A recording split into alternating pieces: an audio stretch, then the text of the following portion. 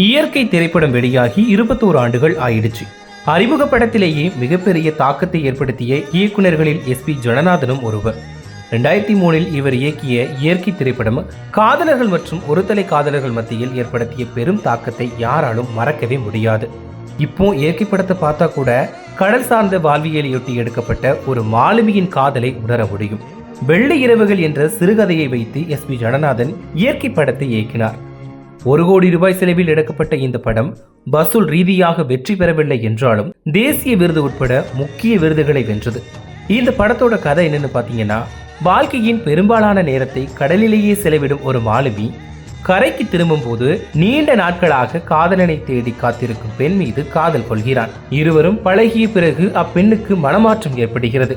இறுதியில் தேடப்பட்டு வந்த காதலன் காதலியை சந்திக்க வருகிறான். அப்பெண் யாரை திருமணம் செய்தார் என்பதை படத்தோட இறுதி.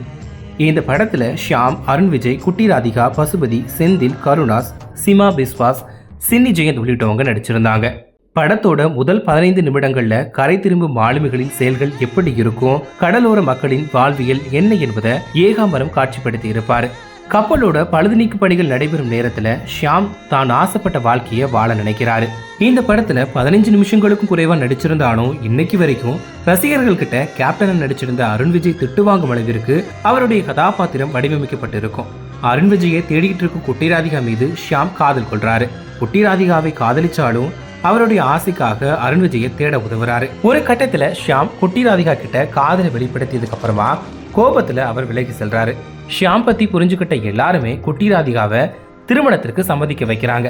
இறுதி வரைக்கும் முடிவெடுக்க முடியாம தடுமாறும் குட்டி ராதிகாவுக்கு அருண் விஜயோட வருகை மகிழ்ச்சியையும் அதிர்ச்சியும் கொடுக்குது.